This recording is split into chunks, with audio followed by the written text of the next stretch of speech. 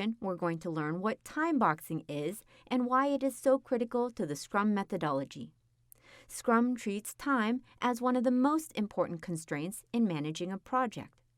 To address the constraints of time, Scrum uses a concept called time boxing, in which a certain amount of time is allocated for each process and activity in a Scrum project. This ensures that Scrum team members do not self-align too much or too little work for a particular period of time and do not expend their time and energy on work for which they have little clarity. Some of the advantages of time boxing are efficient development process, less overheads, high velocity for teams. Time boxing is utilized in many Scrum processes. For example, in the Conduct Daily Stand-Up process, the duration of the daily stand-up meeting is time-boxed to 15 minutes. This gives everyone just enough time to give 3 pieces of critical information and no more. What have I done since the last meeting? What do I plan to do before the next meeting? And what impediments or obstacles, if any, am I currently facing? If a team knows they should be offering this and only this information, then the meeting is unlikely to run longer due to time-draining digressions. Time boxing is also useful in avoiding excess improvement or gold plating of an item. One note of caution. Arbitrary time boxing can lead to demotivation of the team and may have the consequence of creating an apprehensive environment, so it should be used appropriately. Let's look more specifically at how time boxing is applied in Scrum.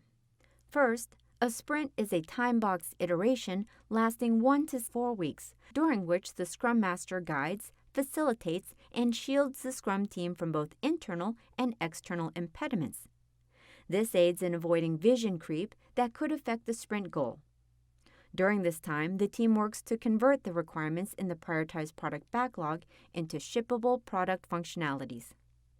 To get maximum benefits from a Scrum project, it is always recommended to keep the sprint time box to 4 weeks, unless there are projects with very stable requirements, where sprints can extend up to 6 weeks.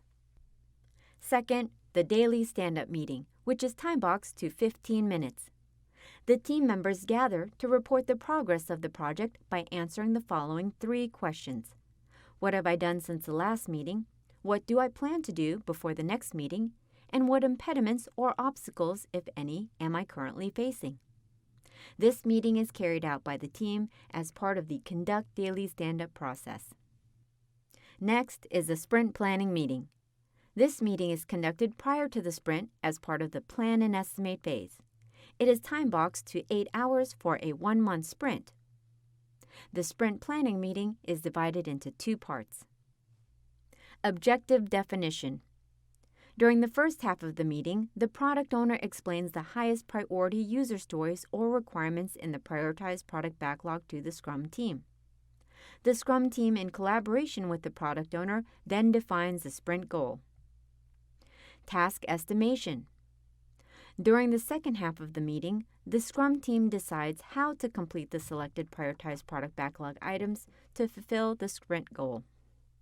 In this context, sprint planning meetings are also conducted during the Identify Task process to identify tasks and during Estimate Task process to estimate identified tasks. The sprint review meeting is conducted at the end of the sprint. It is time-boxed to 4 hours for a 1-month sprint.